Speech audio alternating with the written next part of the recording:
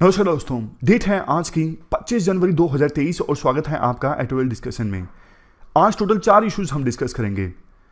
First जो important article है वो देखो स्पोर्ट्स से संबंधित है। आपने सुना होगा या पढ़ लिया होगा अभी तक, जो रेसलिंग फेडरेशन के अध्यक्ष है ना ब्रिजभूषण शरण सिंह, उनके खिलाफ कुछ वुमेन एथलीट्स ने सेक्सुअल हरासमेंट के आरोप लगाए, जैसे Sakshi Malik, Vinesh Phogat.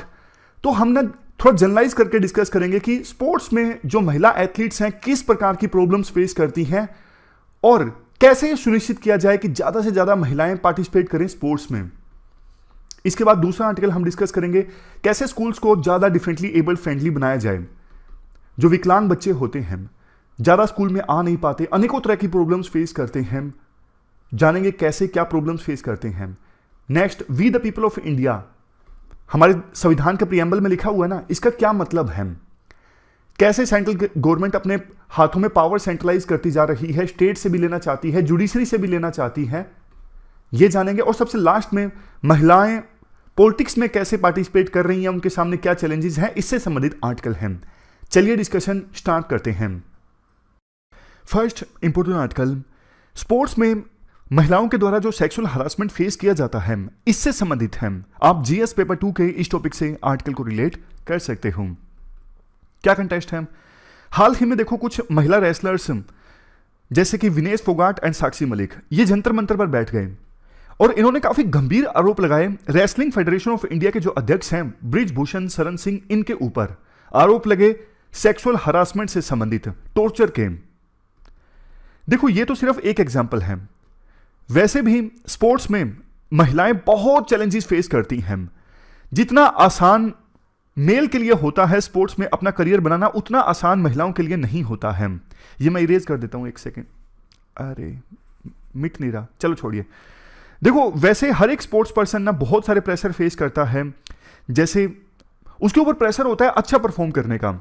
Even last time उस स्पोर्ट्स पर्सन ने जो परफॉर्म किया था, जैसे मान लीजिए नीरज चोपड़ा है, उन्होंने लास्ट टाइम अपना भाला फेंका था 86 मीटर तक, तो उनके ऊपर प्रेशर होता है कि वो अपनी इस परफॉर्मेंस को इंप्रूव करें।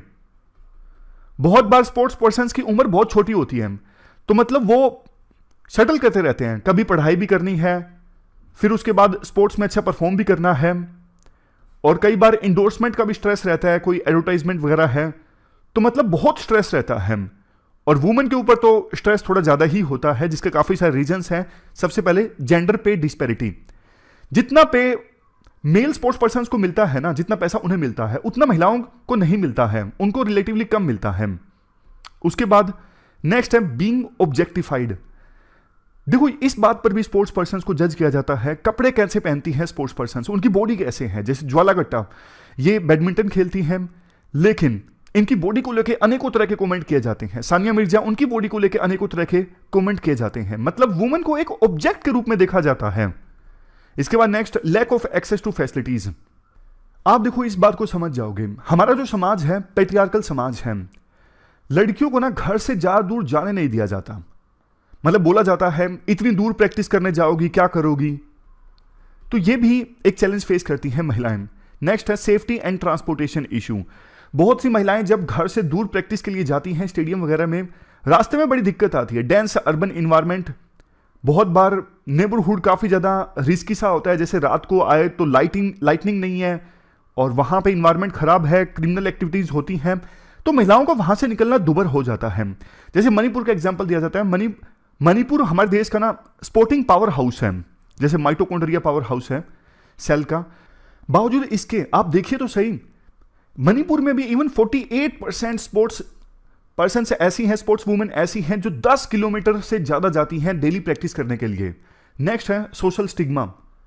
जब देखो लड़कियां स्पोर्ट्स में एंटर करती हैं ना, उन्हें बुलिंग का सामना करना पड़ता है बहुत बार, अपने सीनियर से या फिर इवन दूसरे लोगों से सोशली वो आइसोलेट हो जाती हैं। बहुत से लोग ऐसे हैं जो स्पोर्ट्स वुमेन से ज्यादा रिलेशन बना के नहीं रखना चाहते, उन्हें अलग निगाहों से देखते हैं, उनकी परफॉर्मेंस को नेगेटिवली इवेल्युएट किया जाता है। नेक्स्ट है मेंटल हेल्थ। मेंटल सेफ्टी देखो बहुत ज्यादा जरूरी है। इंस्टीट्यूट्स और कोचेस को ना स्पोर्ट्स साइकोलॉजिस्ट प्रोवाइड करने चाहिए सभी स्पोर्ट्स पर्सन्स को, ताकि वो एंजाइटी और डिप्रेशन से दूर रहें। इसके बाद नेक्स्ट है disparity in access to quality training and infrastructure. होता यह है, देखो कोचेज को ना ज्यादा पैसे मिलते हैं, अगर लड़के मेडल्स लाते हैं तो ना वो ज्यादा ध्यान लड़कों पर देते हैं। ज्यादा इंफ्रास्ट्रक्चर, ज्यादा अच्छी ट्रेनिंग, ज्यादा अच्छे कोच, ये सब ना लड़कों के लिए ज्यादा अवेलेबल होते हैं, लड़कियों के लिए कम अवेलेबल होते हैं। जैसे वो मूवी है चक दे इंडिया, उसमें हमने देखा किस प्रकार से जो कोचेस थे वो वुमेन टीम को लेकर शुरुआत में इतना उत्साहित नहीं थे, याद होगा आपको। तो उसी प्रकार से इनको इवन यूनिफॉर्म तक लेने में भी दिक्कत आती है। काफी सारे स्पोर्ट्स में कम बजट एलोकेट किया जाता है वुमेन स्पोर्ट्स के लिए। Lack of positive role models. आज के समय में देखो इवन लड़कियों की जो रोल मॉडल्स हैं वो स्पोर्ट्स पर्सन्स बहुत कम हैं। दूसरे फील्ड्स की जो महिलाएं हैं, फॉर एग्जांपल बॉलीवुड की एक्ट्रेसेस हैं, कैटरीना कैफ, दीपिका पादुकोण, इनको लड़कियां ज्यादा रोल मॉडल मानती हैं। स्पोर्ट्स वुमेन को रोल मॉडल मानने वाले लोगों की संख्या कम है। और इसके अलावा देखो जो वुमेन एथलीट्स हैं उनमें ईटिंग डिसऑर्डर ज्यादा देखने को मिलते हैं। ईटिंग डिसऑर्डर जैसे कि देखो भूख ज्यादा लगना या फिर भूख ना लगना, ये सब। और देखो स्पोर्ट्स पर्सन्स के लिए ना उसकी डाइट बहुत ज्यादा इंपॉर्टेंट होती है। तो अगर स्पोर्ट्स एथलीट्स ईटिंग डिसऑर्डर का सामना करेंगे तो उनके लिए खेलना मुश्किल हो जाता है। अब वैसे देखो एक क्वेश्चन कुछ लोग ये पूछ लेते हैं कि लड़कियों को क्यों एंकरेज करना चाहिए स्पोर्ट्स में पार्टिसिपेट करने के लिए। इसके देखो बहुत सारे रीजंस हैं। जब लड़कियां स्पोर्ट्स में एंटर करेंगी ना, लाइफ की इंपॉर्टेंट स्किल्स वो सीखती हैं, जैसे टीम वर्क, लीडरशिप, कॉन्फिडेंस, उनकी सेल्फ इमेज इंक्रीज होती है, फैमिली सेटिस्फैक्शन होती है कि हाँ हमारी लड़कियां लड़कों से कम नहीं है, और समाज को रोल मॉडल्स मिलते हैं। और लॉन्ग टर्म में देखो उनके डिजीज के चांसेस जो हैं वो कम हो जाते हैं। तो ये वो रीजंस हैं जिसकी वजह से महिलाओं को एंटर करना चाहिए स्पोर्ट्स में। और ये जो स्पोर्ट्स में सेक्सुअल हरासमेंट के केसेस सामने आते हैं, इसके एथिकल एस्पेक्ट क्या है, जो ये फेडरेशन है, जैसे इस केस में रेसलिंग फेडरेशन ऑफ इंडिया, इनमें ट्रस्ट कम हो जाता है स्पोर्ट्स पर्सन्स का। बाद में हमेशा इन पे लगता है कि ये बाइस्ड हैं, ठीक से अपना काम नहीं कर रहे हैं। दूसरा, ऐसे केसेस जब सामने आते हैं तो दूसरे जो माँ बाप हैं अपनी लड़कियों को स्पोर्ट्स में भेजने से कतराते हैं। फिर वो उन्हें डर लगने लगता है कि देखो स्पोर्ट्स एथलीट्स के साथ तो ऐसा होता है, हम भी हमारी लड़कियों को भेजेंगे, बेटियों को भेजेंगे तो उनके साथ भी कुछ गलत ना हो जाए। Next, lack of empathy and morals from the perpetrator side. मतलब जिन्होंने ये किया, सेक्सुअल हरासमेंट को अंजाम दिया, उनमें एम्पैथी और मोरल्स का अभाव है कि वो इस पोस्ट पे रहते हुए भी ऐसे कृत्य को अंजाम दे रहे हैं, तो उनमें लैक ऑफ वैल्यूज को शो करता है। वैसे देखो अभी हमारी जो इंडियन ओलंपिक एसोसिएशन है ना, उनकी चीफ है पीटी उषा, जो खुद एक बहुत महान स्पोर्ट्स पर्सन है। इसके अलावा भी दूसरे पदों पर इंटरनेशनल लेवल पर खेले स्पोर्ट्स पर्सन्स हैं। तो उनको अब कोशिश करनी चाहिए कि वो जड़ से जो डिस्क्रिमिनेशन होता है महिलाओं के साथ उसे खत्म करें। एक और एग्जांपल दिया जाता है डूटे चंद का। डूटे चंद देखो फर्स्ट इंडियन वुमेन थी 36 ईयर्स में जिन्होंने रियो ओलंपिक्स में 100 मीटर की रेस में वो भागी। लेकिन बाद में ना किसी ने शिकायत कर दी कि उनका टेस्ट करवाया जाए कि उनमें ना एक हार्मोन है टेस्टोस्टेरोन, ये ज्यादा प्रोड्यूस होता है। मतलब समझ गए, मेल हार्मोन्स उनमें ज्यादा है। तो ये शिकायत आई उनके अगेंस्ट, बाद में उनको कंपटीशन से बैन कर दिया गया, काफी स्टिग्मा उनके साथ अटैच हो गया, लोगों ने उनको बुरा भला कहा। लेकिन देखो वो लड़ रही हैं, उन्होंने ना चैलेंज किया इस पूरे मामले को court of arbitration for sports in Switzerland में। तो मतलब देखो इन्होंने हार मानने से इनकार कर दिया डूटे चंद ने। और अगर हमें स्पोर्ट्स में महिलाओं के पार्टिसिपेशन को इंक्रीज करना है तो सिचुएशन को इंप्रूव करना होगा। इस प्रकार के जो हरासमेंट के केसेस आते हैं इन्हें रोकना होगा। तो ये पूरा आर्टिकल हमने डिस्कस किया। इसके बाद next article differently able students को स्कूल में जो दिक्कतें आती हैं, प्रॉब्लम्स आती हैं, उनसे संबंधित हैं। आप जीएस पेपर 1 और जीएस पेपर 2 के इन टॉपिक्स से आर्टिकल को रिलेट कर सकते हो। जैसे देखो एक आम स्टूडेंट मैडम को बोलता है, हमने भी बोला है बचपन में, may I please go to toilet, may I please go to drink the water. लेकिन देखो एक आम स्टूडेंट के लिए बोलना और जाना बहुत आसान होता है, बट अगर कोई स्टूडेंट डिफरेंटली एबल्ड है तो उसको ये बोलना बहुत मुश्किल है, क्योंकि वो आसानी से पानी पीने के लिए या फिर टॉयलेट के लिए नहीं जा सकता।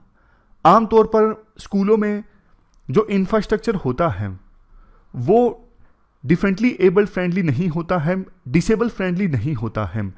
तो इस वजह से उन्हें सिंपल से सिंपल टास्क परफॉर्म करने में बहुत दिक्कत आती है। यूनेस्को 2019 की रिपोर्ट है जिसमें कहा गया कि टोटल जितने चाइल्ड पॉपुलेशन है ना हमारे देश में 2011 के सेंसस के अनुसार, उसमें से 1.7% तो डिफरेंटली एबल्ड हैं।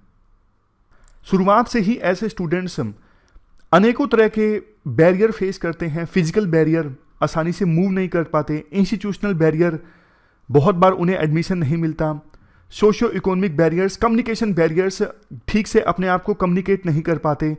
तो इस वजह से देखो 70% से ज़्यादा बच्चे तो ऐसे हैं जिनकी एज 5 साल से ज़्यादा है, उन्होंने कभी एजुकेशनल इंस्टीट्यूशन में दाखिला लिया ही नहीं।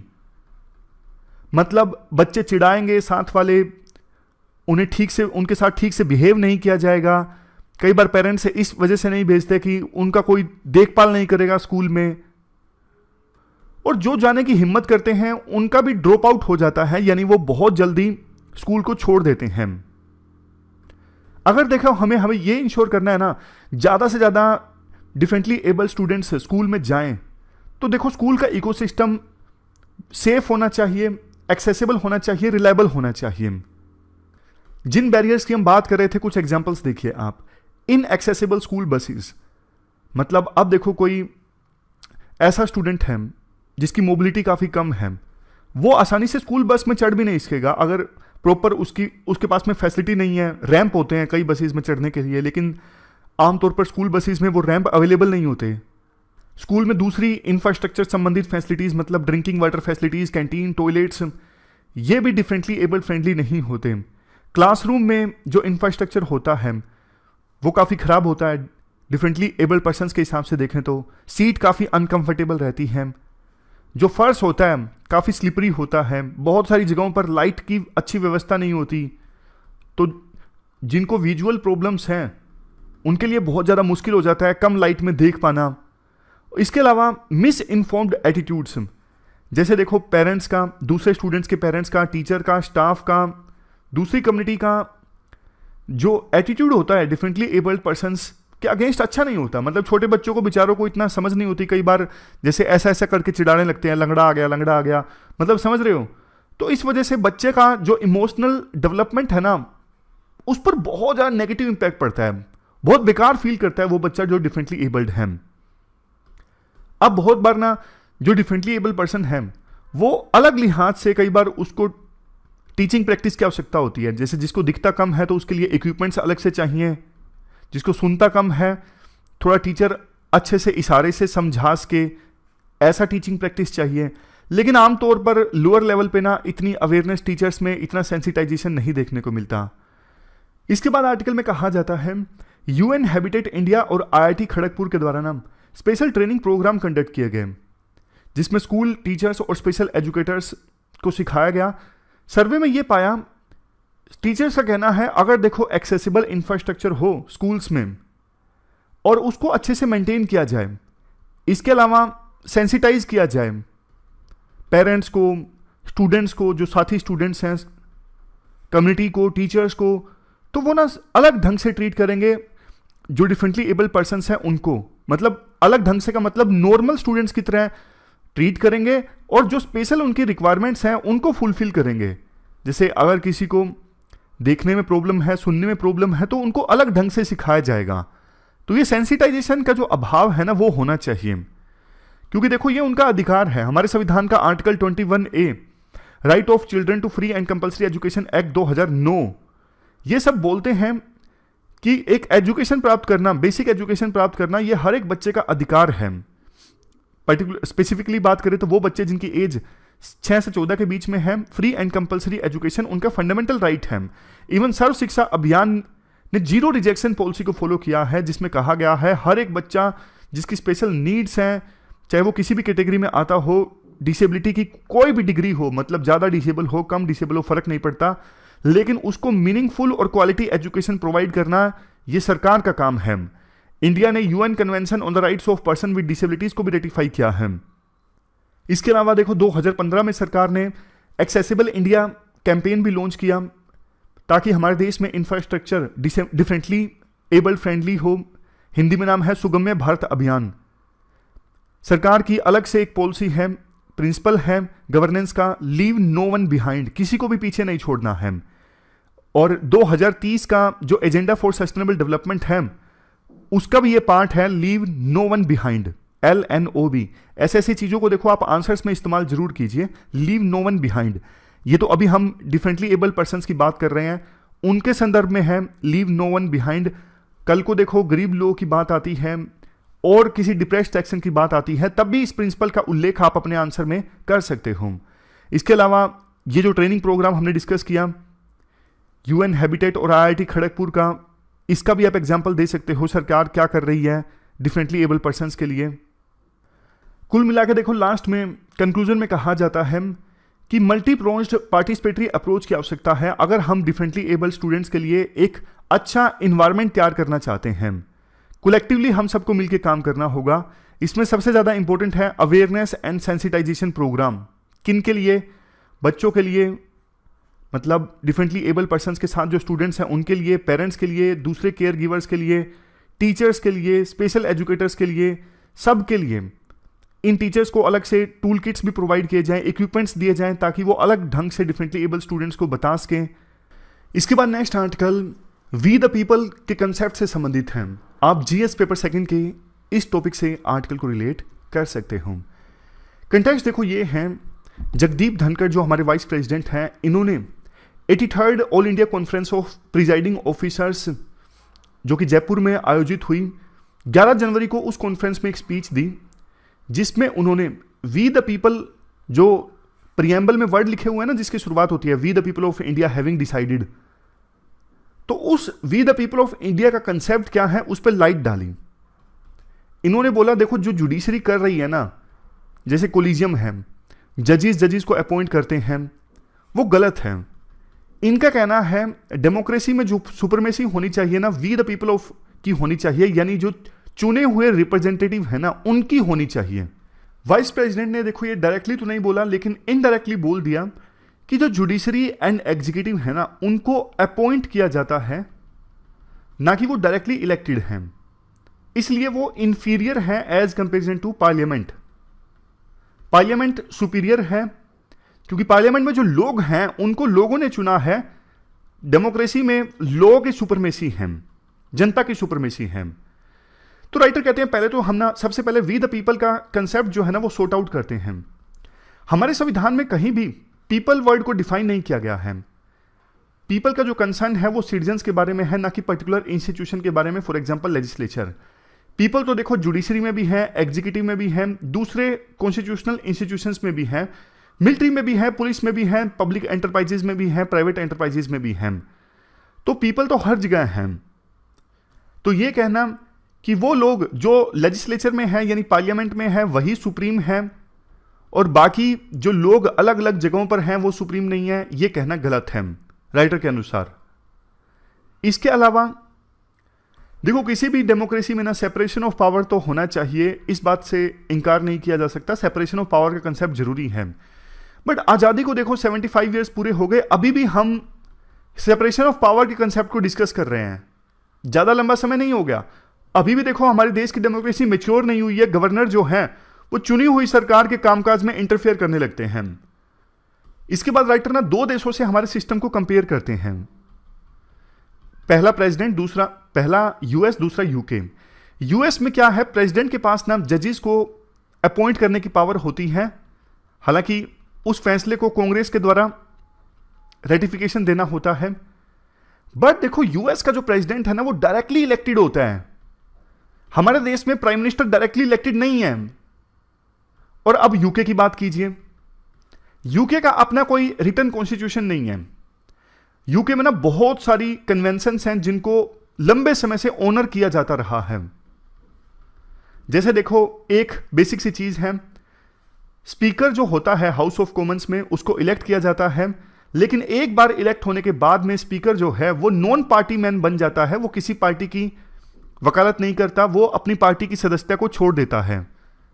लेकिन हमारे देश में ना शुरू में दो स्पीकर्स ने तो इस कन्वेंशन को फॉलो किया कि वो स्पीकर बन गए, बाद में उन्होंने अपनी पार्टी की सदस्यता को छोड़ दिया, जैसे GV मावलंकर और उसके बाद M अनंता सायनाम, इसके बाद नीलिमा संजीवा रेड्डी, इन्होंने भी रूलिंग पार्टी से रिजाइन कर दिया था, ताकि एक सेंस ऑफ इम्पार्शियलिटी आज के पार्लियामेंट में सभी पार्टीज को लगे कि ये जो स्पीकर हैं वो इम्पार्शियल होकर बिहेव कर रहे हैं, एक्ट कर रहे हैं। लेकिन उसके बाद तो देखो ये कन्वेंशन बंद सी हो गई। मतलब हम जो देखो, जो संविधान निर्माता थे ना, जैसे B.R. अम्बेडकर, उनको पहले से इस चीज का आभास था कि हमारे देश में कन्वेंशंस को नहीं फॉलो किया जाएगा ब्रिटेन की तरह। इसीलिए तो उन्होंने हर चीज को स्पेसिफिकली डिफाइन किया है संविधान में। तभी तो हमारा संविधान जो है वो इतना ज्यादा लेंथी बन गया है, हर एक चीज को डिफाइन करना पड़ा है। लेकिन देखो, जहां पे चीजें डिफाइन नहीं की गई उसका फायदा उठाया गया पॉलिटिशियंस के द्वारा, और बहुत सारे जो इंस्टीट्यूशंस हैं वो अब आप देख सकते हो कि इस प्रकार से सेंट्रल गवर्नमेंट के हाथों में खेलते हैं। इंस्टीट्यूशन काफी कमजोर हो गए हैं, वो अपने आप को असर्ट नहीं कर रहे हैं, बस वो जो पॉलिटिकल लीडर्स हैं उनके इशारों पर चल रहे हैं। ये इसलिए हुआ क्योंकि कहीं कहीं पे गलतियां रह गई, कहीं कहीं पे इंस्टीट्यूशंस के जो फंक्शंस हैं उनको डिफाइन नहीं किया गया। हालांकि बहुत सारे इंस्टीट्यूशन बाद में बने, आजादी के बाद बने पार्लियामेंट के एक्ट के थ्रू। तो ये यूके की हमने बात की कि यूके में तो देखो चीज ही अलग है। यूके में कन्वेंशंस को फॉलो किया जाता है, लेकिन हमारे देश में कन्वेंशंस को फॉलो नहीं किया जाता है। पावर के पीछे भागते हैं सब। जैसे अभी स्टेट और सेंटर के बीच में पावर को लेकर लड़ाई देखने को मिलती है। वो कंसेप्ट है डिवीजन ऑफ पावर का, कि सेंटर और स्टेट गवर्नमेंट आपस में पावर को डिवाइड कर दें। शेड्यूल 7 में है इसका प्रोविजन। 3 लिस्ट है, आपको भी पता है, स्टेट लिस्ट, सेंटर लिस्ट और कॉन्टेंट लिस्ट। ये है सेपरेशन ऑफ पावर, कि 3 जो डेमोक्रेसी के ऑर्गन हैं जैसे लेजिस्लेचर, एग्जीक्यूटिव और जुडिशरी, इनके बीच में भी पावर डिवाइड होनी चाहिए, पावर सेपरेट होनी चाहिए। लेजिस्लेचर का अलग काम, एग्जीक्यूटिव का अलग, जुडिशरी का अलग। लेकिन देखो, जहां एक तरफ सेंट्रल गवर्नमेंट स्टेट से पावर छीनने की कोशिश कर रही है गवर्नर के थ्रू, दूसरी तरफ जुडिशरी के पास जो पावर है उसे भी छीनने की कोशिश कर रही है। तो मतलब हर जगह पावर के पीछे भागना, ज्यादा से ज्यादा पावर को अपने हाथों में सेंट्रलाइज करना, यह चीज देखो देश के लिए अच्छी नहीं है। पावर अगर डिस्ट्रीब्यूटेड रहती है, चेक्स एंड बैलेंस रहते हैं, कि जो सेंट्रल गवर्नमेंट है उसको चेक करने के लिए जुडिशरी है, जुडिशरी को चेक करने के लिए लेजिस्लेचर है, इस प्रकार से चेक्स एंड बैलेंस रहते हैं कि कोई एक ऑर्गन जो है वो बहुत ज्यादा पावरफुल ना हो, ना सेंट्रल गवर्नमेंट बहुत ज्यादा पावरफुल हो, ना स्टेट गवर्नमेंट बहुत ज्यादा पावरफुल हो, तब जाके देखो डेमोक्रेसी अच्छे से चलती है। बट ये जो ट्रेंड है ना हमारे देश में, ज्यादा से ज्यादा पावर को सेंट्रल गवर्नमेंट अपने हाथों में सेंट्रलाइज करना चाहती है, ये ट्रेंड अच्छा नहीं है। इससे देश को नुकसान होगा, देश की डेमोक्रेसी को नुकसान होगा। तो ये पूरा आर्टिकल हमने डिस्कस किया we the people of India के कंसेप्ट से संबंधित। अब देखो, महिलाओं के पॉलिटिक्स में पार्टिसिपेशन से संबंधित है। आप जीएस पेपर सेकंड के इस टॉपिक से आर्टिकल को रिलेट कर सकते हो। क्या कंटेक्स्ट है? न्यूजीलैंड की प्राइम मिनिस्टर है जैकिंडा आर्डर्न, इन्होंने रिजाइन कर दिया। इन्होंने रिजाइन करते वक्त स्टेटमेंट दी, politicians are humans, we give all that we can for as long as we can and then it is time. मतलब पॉलिटिशियंस भी ह्यूमन बींग्स होते हैं, हम बिल्कुल अपना बेस्ट देते हैं जब तक हम दे सकते हैं, लेकिन अब टाइम है उस पद को छोड़ने का। भावुक हो गई और उन्होंने अपनी पोस्ट से रिजाइन कर दिया। अब देखो, इस आर्टिकल में यह कहा जाता है कि बहुत कम वुमेन लीडर्स हैं जो पॉलिटिक्स में ग्लास सीलिंग को तोड़ पाती हैं। आप देखिए कितनी कम महिलाएं ऐसी हैं जो अपनी पार्टी के उच्च पदों पर पहुंची हैं, कितने कम महिला एमपीज हैं, कितनी कम महिला एमएलएज हैं। मतलब पॉलिटिक्स जो है वो मेल डोमिनेटेड है। आप महिलाओं का पार्टिसिपेशन देखोगे पॉलिटिक्स में बहुत कम आपको दिखेगा, ड्रॉप आउट भी ज्यादा है। मतलब अगर कुछ महिलाएं स्टार्ट करेंगी पॉलिटिक्स में अपना करियर तो वो जल्दी छोड़ देंगी। पिछले साल फिनलैंड की पीएम है सना मरीन, इनको ट्रोल किया गया था इनके कपड़ों को लेके। इन्होंने एक पार्टी की थी, उस पार्टी को लेके बहुत इनको ट्रोल किया गया था कि एक प्राइम मिनिस्टर सीरियस नहीं है अपनी जॉब को लेके। जबकि देखो यूके के प्राइम मिनिस्टर है बोरिस जॉनसन, ये भी पार्टी करते पकड़े गए थे कोविड लॉकडाउन के दौरान, लेकिन इन पर उतने ज्यादा सवाल नहीं उठे जितना महिला पीएम पर उठे। देखो आमतौर पर ना महिला जो लीडर्स होती है ना पॉलिटिक्स में, वो उनको ना बाइनरी टर्म्स में देखा जाता है उनकी चॉइसेस को, कि पर्सनल लाइफ पे ज़्यादा ध्यान दे रही हैं या फिर प्रोफेशनल एस्पिरेशंस पे ज़्यादा ध्यान दे रही हैं। मतलब ये चीज़ ना बहुत कम मानी जाती है कि एक महिला दोनों चीज़ों के बीच में बैलेंस इस्टेब्लिश कर सकती है। और जो महिला अपनी पर्सनल और पॉलिटिकल लाइफ के बीच में बैलेंस इस्टेब्लिश कर देती हैं उन्हें कहा जाता है सुपर वुमेन। लेकिन ऐसी महिलाओं की संख्या बहुत कम है।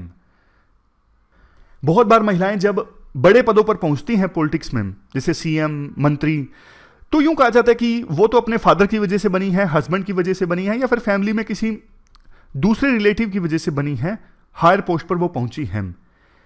इंडिया में अभी तक देखो 2 वुमेन प्रेसिडेंट रही हैं, प्रतिभा पाटिल, अभी द्रौपदी मुर्मू जी हैं। एक प्राइम मिनिस्टर रही हैं, इंदिरा गांधी। लेकिन अभी भी पॉलिटिक्स में महिलाओं का पार्टिसिपेशन, रिप्रेजेंटेशन बहुत कम है। जैसा हमने डिस्कस किया, ड्रॉप आउट भी बहुत ज़्यादा कम है।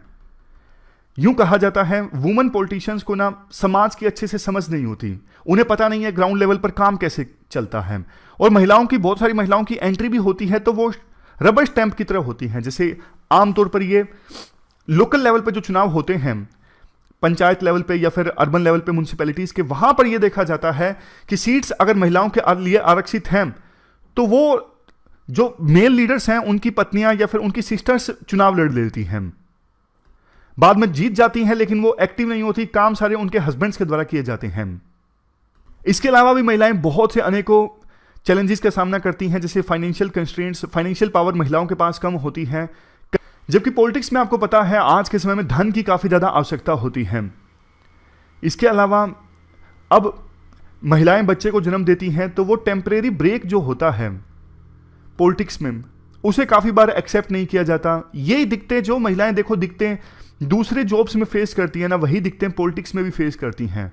तो स्टिग्मा जो अटैच है, मिथ जो अटैच है, वुमेन अच्छी लीडर्स नहीं होती, इस प्रकार से महिलाएं ज़्यादा ऊंचे पदों पर जा नहीं पाती। ये ग्लास सीलिंग है जिसकी बात हम अक्सर किया कर देते हैं, एक ऐसी दीवार शीशे की जो दिखती नहीं है लेकिन है जरूर, जिसकी वजह से महिलाएं टॉप लीडर्स नहीं बन पाती। तो ये पूरा आर्टिकल हमने डिस्कस किया महिलाओं की पॉलिटिक्स में भागीदारी से संबंधित, और ये थे हमारी आज की डिस्कशन। आज हमने 4 इश्यूज को डिटेल से डिस्कस किया। Thank you very much for discussion.